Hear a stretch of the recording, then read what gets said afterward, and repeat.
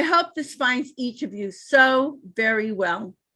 I'm speaking to you from my studio in West Orange, New Jersey, absolutely delighted to be welcoming Kyomi O'Connor, who is a retired pediatric dentist, a Buddhist leader, and an author to Grief and Rebirth podcast. Kyomi will be speaking to us today from San Diego, California. In Kyomi's wonderful debut memoir titled A Sky of Infinite Blue, a Japanese immigrant's search for home and self, she shares her very authentic and touching personal story about her lifelong search to live in peace and truth. I'm looking forward to talking with Kyomi about the intense emotional difficulties she experienced within her family of origin, her uplifting, healing marriage to Patrick, the love of her life, that culminated in a fierce 3-year battle after he was diagnosed with stage 4 metastatic melanoma in the brain, the interesting ways her career path transitioned, how Kyomi's dedication to a Buddhism practice fostered her spiritual growth, and the ways writing brought light to the dark places inside of Kyomi, helping her to break through her emotional armor to reach a blessed place of peace, healing, and rebirth. Within Kyomi's extraordinary story are references to spirituality, mindfulness, humanity, healing, and rebirth. Therefore, this is sure to be a fascinating and illuminating interview for all of us. Hi, Kyomi. A warm, heartfelt welcome to Grief and Rebirth podcast. Thank you very much, Irene. I'm so happy to be here. And I'm so honored to be here. And I'm very big fan of you. So thank you. I think we have a mutual admiration connection. Thank you. Let's have everyone get to know you the way I do. Everyone, her book is just wonderful. I highly recommend it. So let's get everyone to know who you are from the beginning. So I know that from a very early age, your life was filled with emotional difficulties. So would you please describe your heart-wrenching childhood with us, during which you developed what you call your armor? And I'll bet a lot of people listening have some armor to them. Yes. You can identify with this. Hi. Yes. I was in Japan when I was a child. So about preschooler age, like 3.5 years old, I was putting into the awkward, kind of partially cultural, familial dynamics. And I was born to be second daughter, and my older sister was 2 years older than me. And she was the eldest in the family. So always treated as a very special, papa's child. She was the favorite. Yes, she's the only favorite. She was the queen. She didn't have anything to do with it. It was just when she was born, yes. But she immediately was the favorite one. Yeah, so she was always treated like a princess, and I was always there like being a servant. And my mother was being abused, emotionally abused by in-laws while they are living together after marriage, like a few years. And I was born after they moved to the different residence. So anyhow, when I realized I was in a very awkward familial, cultural, abusive environment. And then my mama kept me very close to her. But also she has a very overly dependent personality. So she kept me almost like her ally and a best friend, and then she didn't let me go to explore my independence either. So I was trapped into the awkward situation. And then every time my sister and I were together, and the in-laws came, and then treated so differently. You know, that really bothered me when I was reading it in the book. I got so mad at them when I was reading the way they treated you. It was so unfair. Yeah. So if they have a gift, they gave us so fantastic, beautiful doll, like with a fluffy dress, to my sister or the sister, but me was very simple, unattractive. Some like a Right. yes. You were second best. Second best or the last. Right. Anyhow, so at the beginning, I felt what's wrong with me? Like what originally was like accident. I thought, oh, they didn't have the door to give the same equivalent value to me. So that I was like a little wonder first, and then become repetitive, and then the incidents become so many times repeated, and I thought something wrong with me, why they are doing this. And I never cried. I was not necessarily strong, but I was very brilliant, very smiling, and very a good girl, like a bright girl. But how come they are treating me like this? I started to doubt, and then that doubt about them become my own doubt, and it become like a shame and guilt, the sense of something must be wrong with me. Why they don't like me, and then it's accumulated, and then I hoped they don't even come to my house. They don't give me any gift. So that's how it started. And then to hide my emotion, I have no way. I have to just pretend I am still a good girl. I never cry. So I just put some pretension on me. You put like a shield around yourself. Yes. So that it couldn't come in. Yeah, because otherwise I was very empath, sensitive child. So I didn't want to wound myself. So to protect my feelings, and in the sense of shame and guilt, it just confused me so much. I couldn't bear it. So that's why I started to wear the pretension armor. That's very understandable. You had a really tough time. To escape this darkness of your existence all through your childhood, you eventually moved to the United States in February of 1990 to start a new life as a researcher for the National Institute of Health in Bethesda, Maryland. Could you share the beautiful way you and Patrick, your warm, charismatic British cancer researcher, met and fell in love? We always love a good love story. Yes. Yeah. Before that beautiful love story, I have to just mention, since my childhood, I remain in that armor very long time. So I have a accomplishment, achievement, or like my school or education. I become like a dentist in Japan. I graduated from dental school and then went to even graduate school.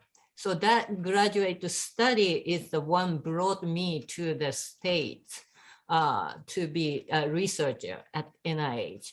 So first 1 month, I was staying in furnished apartment because I didn't know the environment. I asked my future boss back then in Japan. I asked future boss to organize furnished apartment for me. And then the rent was, leasing was ending within 2 months. So I started to look around homes or apartment or any house to share with the real American people. So I was looking around after mainly after work and after yoga class I was taking.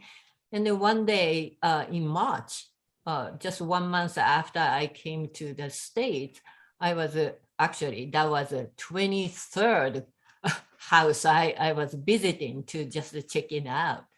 So my yoga friend drove me to the house kindly, and then we went there, and then the outside of the house, I could feel something already, something vibration or some sort of a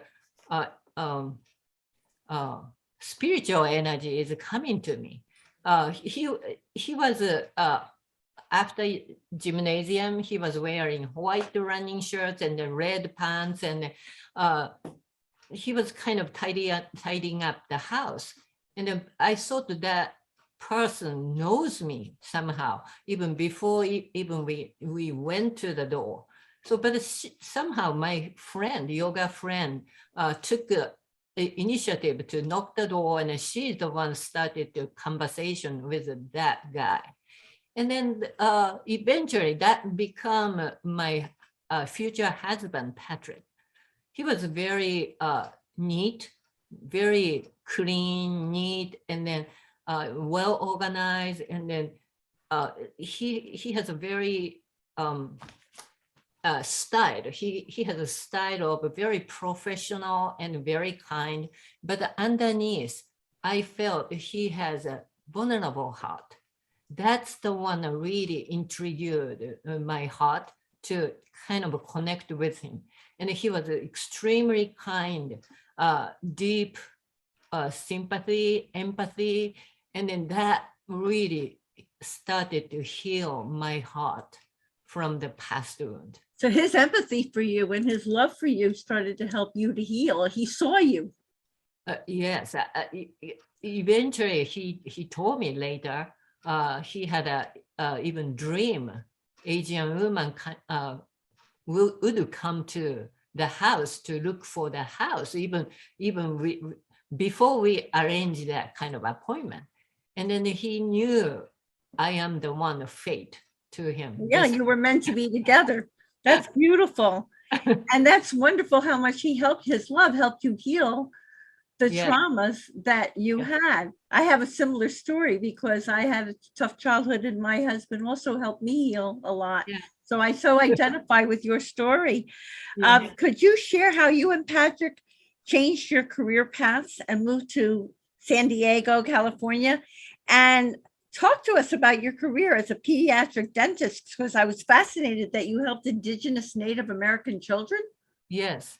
When I was in Japan, I was always, every year as a dental student, I visited a very rural community, even no dentist around, within like 100 kilometers in diameter. So anyhow, I wanted to help people to be educated and then to take a good dental hygienes or whatever. I was originally interested in that. And then Patrick and I started as a researcher, but in the States, I didn't have a dental license. That was always my kind of a lost wishes to help other people, particularly in a difficult situation. So after 4 years, I was in at NIH as a researcher. I couldn't bear my desire to help other people through my clinical setting. So I decided to go back to the dental school and then become a pediatric dentist. And then while I was doing a residence program in Baltimore, Maryland, I see lots of inner city setting, socioeconomically impacted people. Mainly in Baltimore, the Black people are the ones. And I found myself, my destiny there. So even we decided to move to San Diego because of Patrick changing career to the pharmaceutical company other than basic science in cancer research. So in San Diego, I was looking for something like an indigenous community I can be part of. So I decided to take a job just within 1 month after we moved to San Diego. And then I continued until Patrick really became ill. Wow. I found a really So you would go like to clinics, or you would go to their communities, and did you work on both adults and children, or mostly you stuck with children because you were a pediatric dentist? yes, I did only children. And then even I had a California license, and then I could work in a private practice. I continued to work there very long time, and I found such a rewarding experience by sharing, it's gift, my gift to them, and they respond as a more gift to me. And you got children learning right from the beginning about taking care of themselves through their good dental health and all that they wouldn't have known. That's a blessing. Yeah, thank you. Thanks. So wonderful. Now, I also know your father steered you to learn about Buddhism. That's a beautiful story.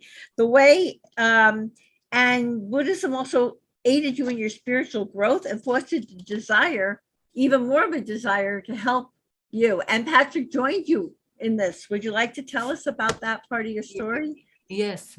When I was still in Japan before I came to the States, I had a exposure to Buddhist teaching, or even spirituality in general.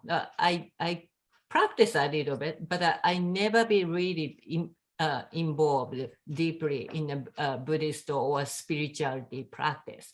So after we moved to States, and then my father was actually estranged in our family almost over 10 years.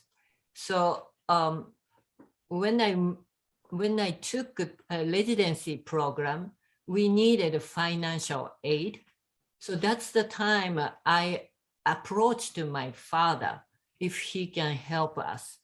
So he was willing to help me because as a backstory, when I was in the dental school, my father was already out of our house and then having another family elsewhere. And then I know he has going through the difficult financial issues too. So even I was the survivor of a childhood emotional abuse.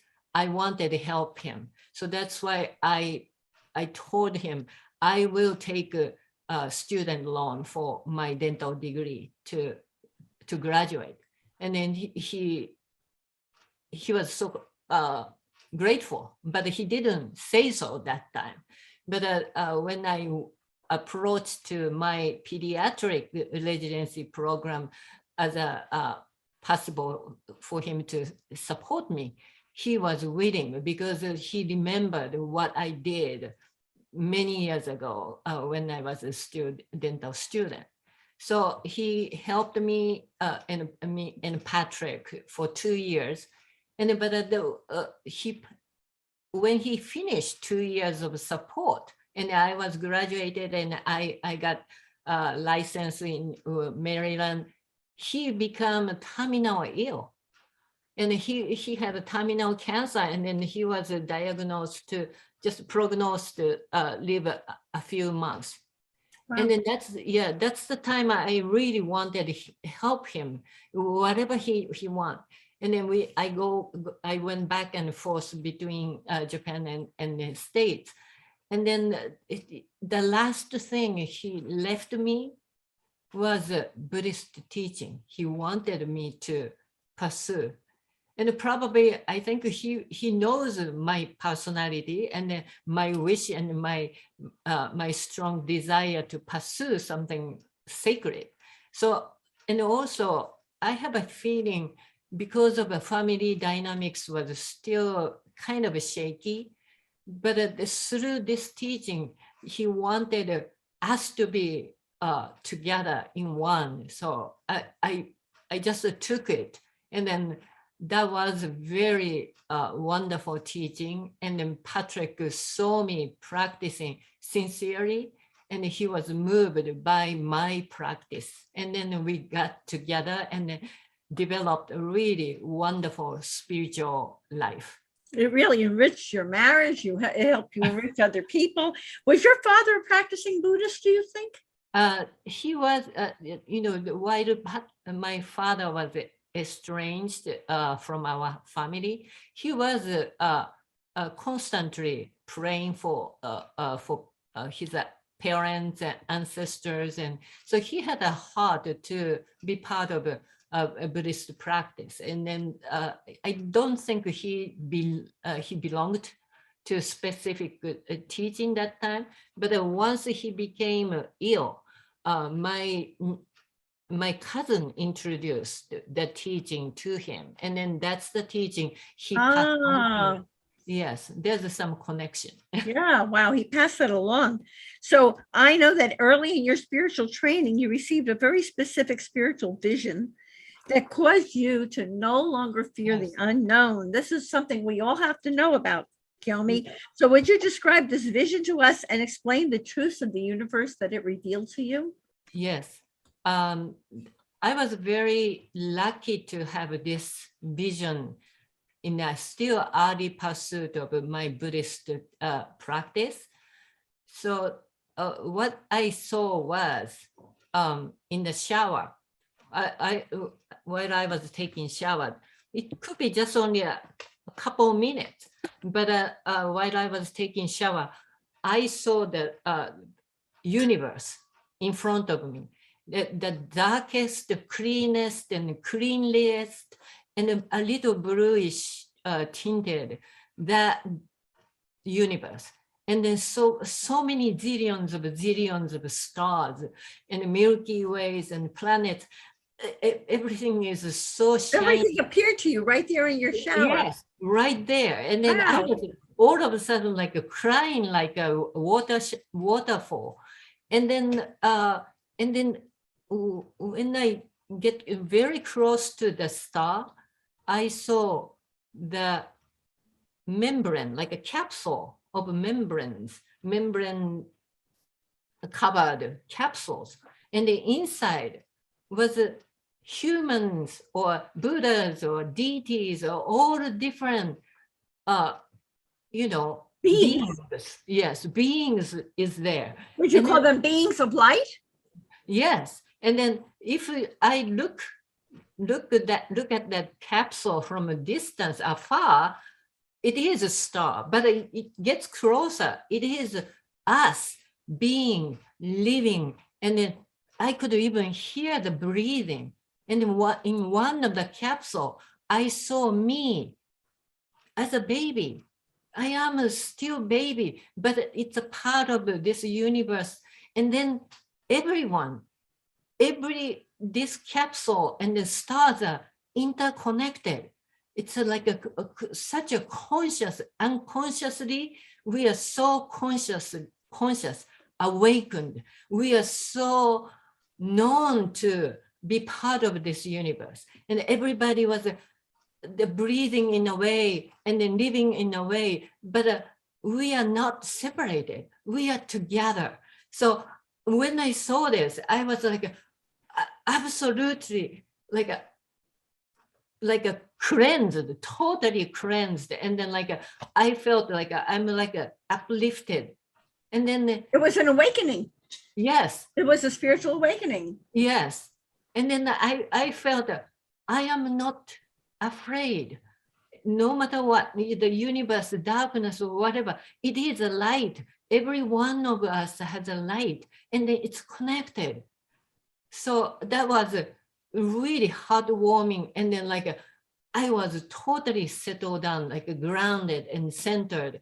And then after I came out of the shower, I felt like I am a different person. It was like you were reborn in a way, and it prepared you for what was to come, because I think it sounds like it carried you through in a lot of ways. Maybe that was one of the reasons you got the vision to carry you through what's about to come your way. Yes. Because I know you had an absolutely heartbreaking 3-year battle against Patrick's stage 4 metastatic melanoma in the brain. Here, he's a cancer researcher and he gets metastatic melanoma in the brain. And you also had to become his caregiver, which is so difficult. So what would you like to tell us about that time in your life? Yes. After we experienced such a beautiful spiritual life together, and almost how many years? For how many years, Kyomi? Well, we are together 26 and a half years. And so we felt like the very fine, silky fabric, all interlaced, and then we are being together. And all of a sudden, almost like a torn apart. And then, but I had no choice. We don't have children. And then we are from foreign countries. I am from Japan, and he's from England. So our family are in foreign countries. Of course, we have friends and a lot of a community. However, we've been kind of a leadership position in the community. So you're talking about in the community in general, or in the Buddhist community? Buddhist, yes. The Buddhist community. Spiritual community. So my husband originally wanted to keep it so secret. Even he didn't want to share with the family, but he didn't want to share with the workplace or nothing. So I have to bear all of the secrecy of this illness very long time. That was very, very hard on me too. So I tried very hard to carry out all of the a difficult situation one after another. He was so critical because it started from the brain hydrocephalus. So it's always critical. And then the next time another hydrocephalus in and out of, we didn't see the end. So it was like his personality was changing. Oh yes, definitely. From the brain cancer. And why do you think he needed to be so secretive? Was it just his personality, or he was afraid to be vulnerable? Why do you think that he became so secretive about it? I think naturally, even when he was healthy, he has a very special boxes inside of him. Oh, he compartmentalized things. Yes, since his childhood, he has that compartment. And of course, we shared lots of stuff, and then lots of sincere heart. However, I know some distinct area I am not trespass. So somehow that part was, because the brain tumor gives you cognition problem. So some area are very difficult to open. It was almost pronounced even harder. And then that made me feel kind of lonely. And then that was, yeah. I mean, you lost Patrick before you lost Patrick because he was leaving because of the brain cancer. Yeah. And now you're trying to keep this man alive who's becoming sort of a stranger to you. Yes. He's not this man who you've known. Yes, I think without knowing, while I was juggling all of the hospital, ER, ICU, all of the stuff, I have to be warrior to him, to fight against some odd, sometimes, this 3 years illness gives me a little social problems, like we see some medical system or whatever. There are lots of not perfect situation. And then that gives us a negative impact. So I have to protect him from all of the possible negativities. So I became a warrior by wearing armor again. So there went right back on. Now the armor was for Patrick instead of for you. But there were some very special towards the end that really meant so much to you. There were very special, meaningful words. Yes. That Patrick said to you shortly before he died. And I want to ask you also knew somehow he was ready to leave for the spiritual world. And how is he still spiritually with you? Uh, So what I- did he say? How yeah, did you know he was ready to leave? And how do you feel his presence now? yeah. So Patrick, toward the end, Patrick knows he's gonna have a more and more accumulated brain problem. Before it happened, he needed to leave the world to me. So that's the content. He just look back how he was raised in a relatively poor family as an immigrant from Ireland to England. And then they have a large family, and then so they are happy. However, they remained poor for a while. And but he is the one who went to university and then graduate school, and then brought him to States. So where we met, and his focus was about us, and then how wonderful life we shared. You know, he said I brought something he never expected in his life before to share, like flowers or something, richness in the life. And then he was so grateful for us to walk on the path of Buddhism together, and then had a wonderful spiritual life. And then he thanked me, and I couldn't bear he is ending this story. Yes, but anyhow, There was such a validation that even though it was so hard for you, as he was nearing his end on this planet, physically, he was validating you and recognizing your great contribution to his life. yes, thank you. Right? Yeah. Oh, that's so special. And how did you know he was ready to leave for the spiritual world? He had been in such secrecy and had his armor on. How did you finally know that he finally accepted that it was his time to go? Even toward the very end, sometimes he wasn't himself, and that put me a little, hurtful feeling. Hurt. Sure. Yeah, because I didn't want to lose us. We are so together, we are so in tune. So, but that he is coming apart, and then so bad. Very, very end, somehow for reasons we have to fight against his withdrawal syndrome.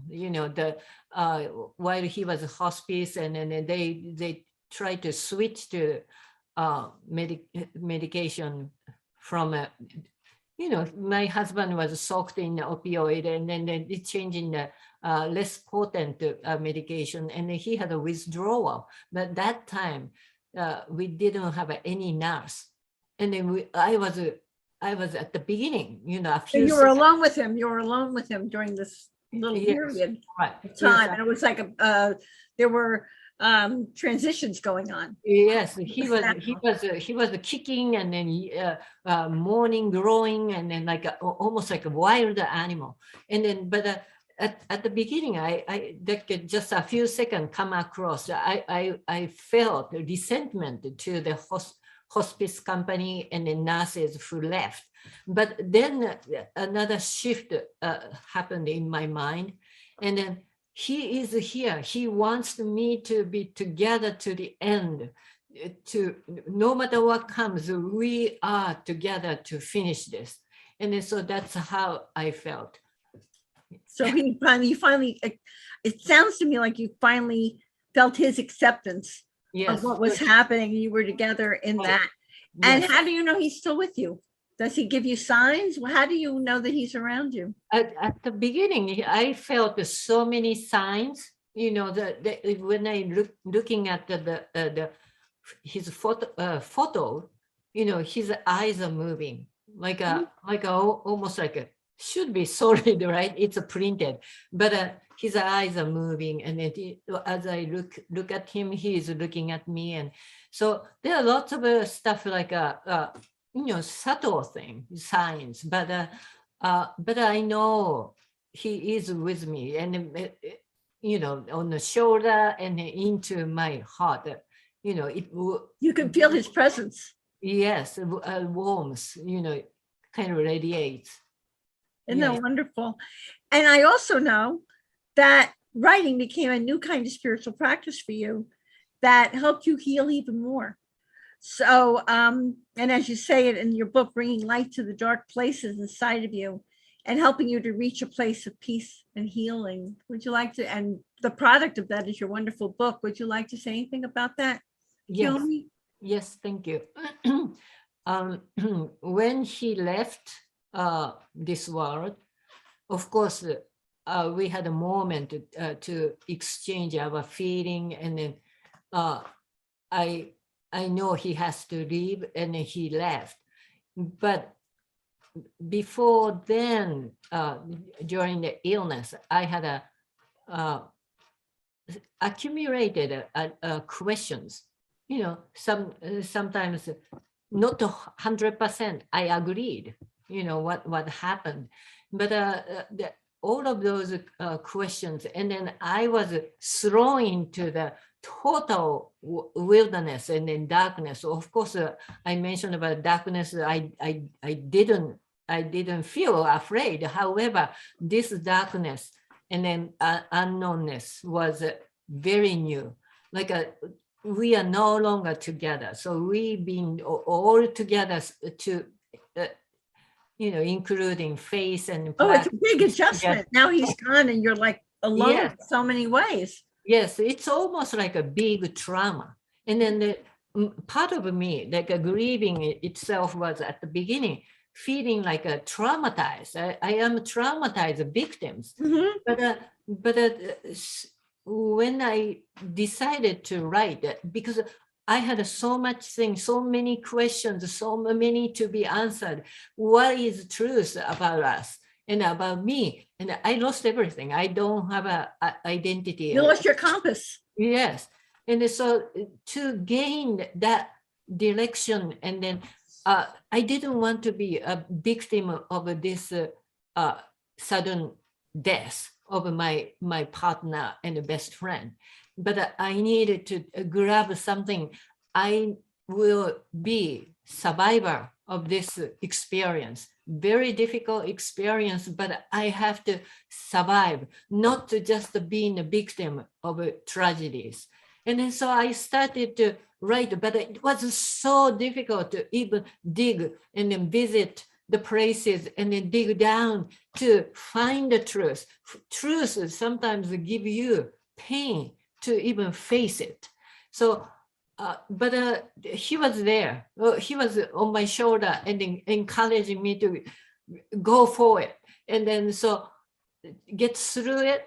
I needed to use my own spiritual practice as a background of my Buddhist practice. And it became tenacious and persevere and just keep on going. So, and then how I didn't even expect I write the memoir, but it turned out to be memoir. Yeah, well, it was very freeing for you, and it helped you to work through a great deal. And I can understand that, and it helped your armor to come off, right? Yes. But what we need to know is how you eventually found healing and closure with your father when he died, your mother, because all that was still unresolved, and other members of your family. And there was something you saw when your father died that also brought you peace. You want to tell us about that? Yes, when my father passed away, my sisters and cousins are on along the bedside, and I was the only one. Just several hours before I arrived from the States, but I was wide awake. I was watching him, and then he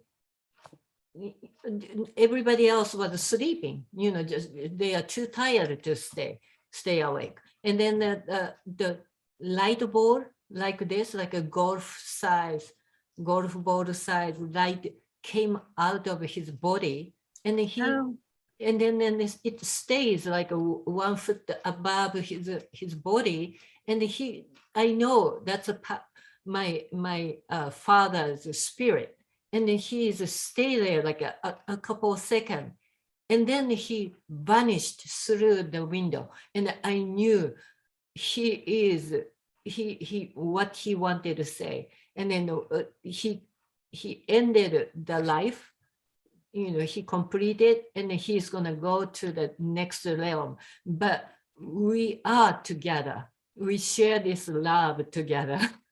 how wonderful. And Yeah. how did you resolve it with your very needy mother and your Uh, sisters and everyone? Yes. I think to me, my mother and my relationship is probably one of the most difficult ones, because she was constantly dependent on me up to I left Japan.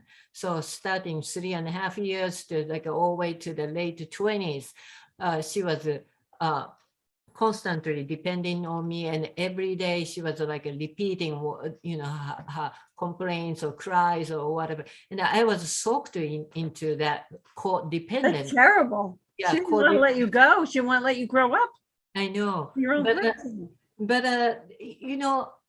I when I was thinking about my mother, I was drawn back to the young my childhood.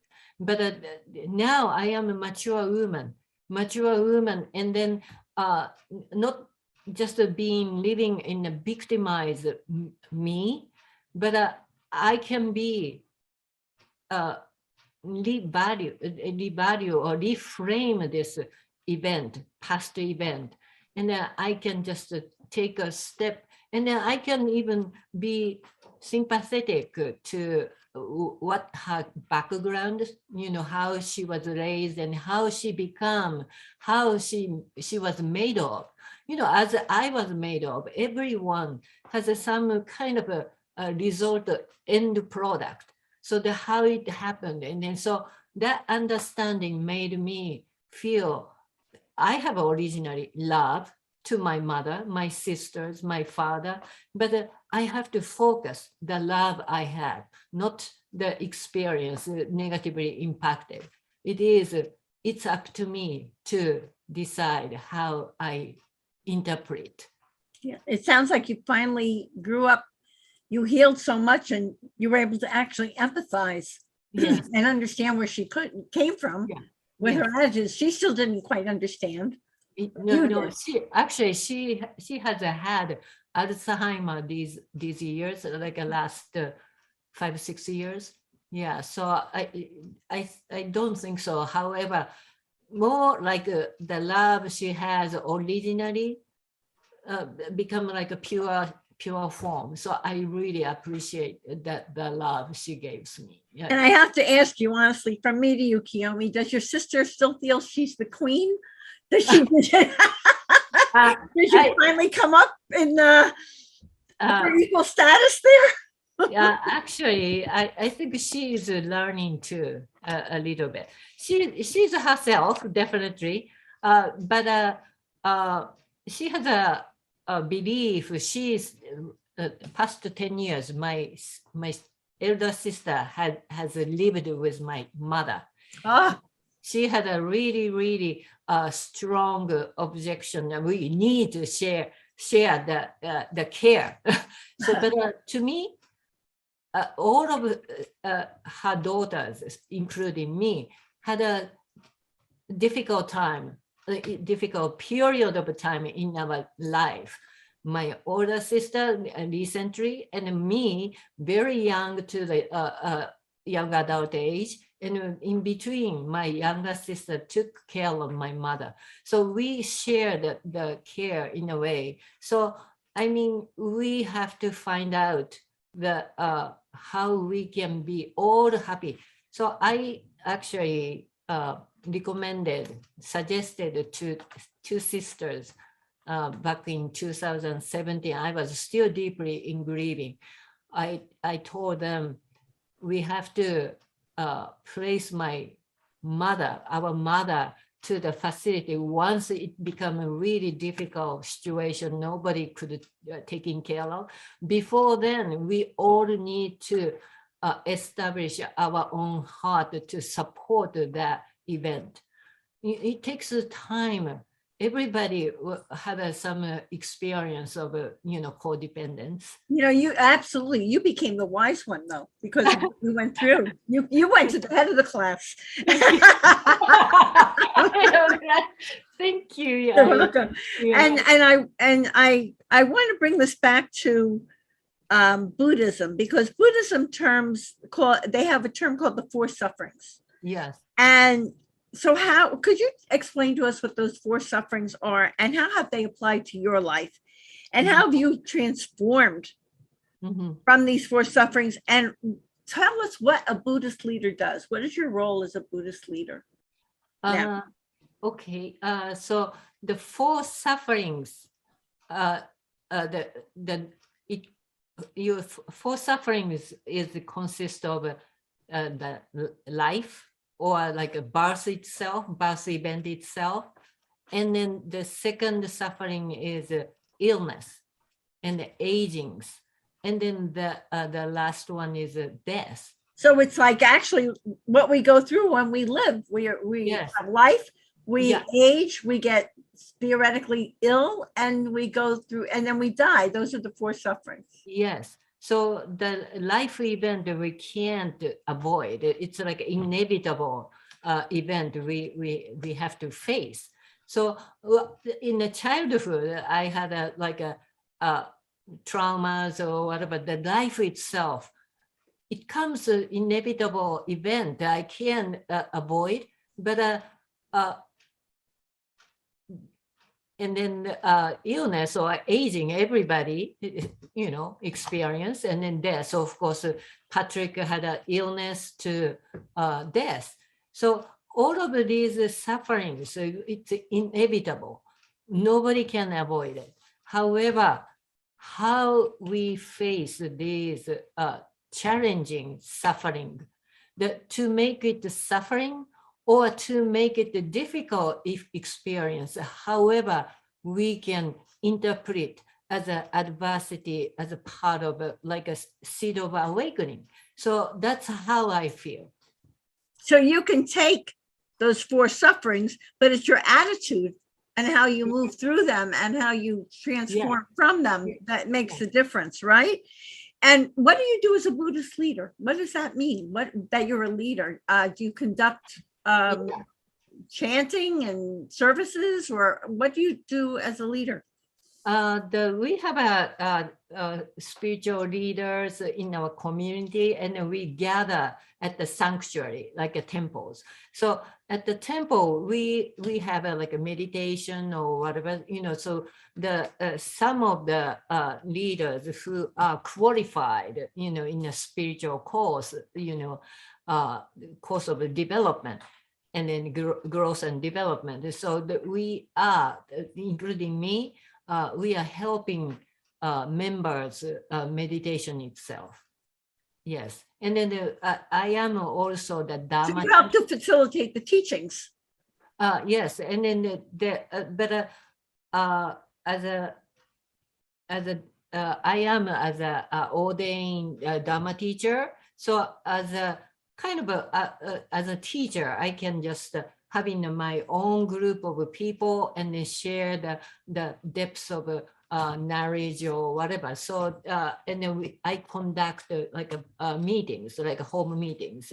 During this COVID time, it's a virtual. It must have been a very busy time for you during this time, right? Yeah, because there's some members impacted very psychologically, mentally. So I have to add more meetings and to encourage people just how they are doing, and You're a wonderful role model for them with all that you've been through. What is your message about the importance of healing, which you have done, that you would like to share with our Grief and Rebirth podcast audience? Why should people move through their suffering to heal and transform their lives? Yes. I think since as I shared the vision of my earlier pursuit in Buddhism, so I think we are all interconnected, and then that interconnection is like a medium of interconnection is of course like a compassion and wisdom, but love and light. So everybody shared the same medium, and we are part of the cosmos. And so sometimes the inevitable event we mentioned about the four sufferings. Right. And life is going to happen. Yes, that nobody, even the prince, Prince Gautama Siddhartha, he couldn't even avoid. Right. Nobody can avoid our own death either. So it comes. But healing is how we can live with that suffering as inevitable, but how we can even encourage each other to live that love and light in the circumstances. We are dying some point, and we may become ill, but still, instead of being just forever being a victim, but we can find some part of a connection in that interconnectedness to start to interpret a little differently, and then that makes the life, our own life, even a little brighter. And you're a role model for that. You are a role model for that. Look what you're doing. How can members of our Grief and Rebirth podcast audience connect with you? Do you have a website? What would you like to tell them about to connect with you? And of course, your book is on Amazon. I know that. But how can they connect with you? Thank you very much. I am available through the newsletters, and then almost intimate information comes through the newsletter. So if you visit my website, KyomiO'Connor.com, KYOMIOCONNOR.com. No apostrophe, OCONNOR. Okay. Yeah. And then plus, I am active social media, Facebook, Kyomi O'Connor, and I have an author page, Kyomi O'Connor, author, or Instagram, a little less active, but Twitter too. You find You'll find Kyomi O'Connor on social media and through her website. Yes. And right. And what is the Kyomi O'Connor tip for finding joy in life? Yes. I want to stay curious. I want to stay curious, and then humble and grateful. Gratitude is the one that always brings me centered. So thank you. Oh, that's beautiful. That is so true too. Kyomi, there is much wisdom to be savored in your enlightening book, A Sky of Infinite Blue. And I especially love these two lines. I have learned to appreciate my scars and wounds and to transform them into treasures. And may we all be so lucky to find such peace and love in the wake of loss. You are truly a role model for grief, healing, and rebirth. Thank you for so courageously sharing your inspiring story with all of us. And I thank you from my heart for this enlightening, illuminating interview today. And here's a loving reminder, everyone, that you can see the show notes and all Grief and Rebirth podcast episodes on ireneweinberg.com. And make sure to follow us and like us on social at at Irene S. Weinberg on Instagram, Facebook, Twitter, and especially on YouTube. Like, subscribe, hit notify to make sure you will get the inspiring new interviews like this one with Kyomi coming your way. Thank you so much. Thank you. Thank you, Kyomi. As I like to say, to be continued. Many blessings, and bye for now.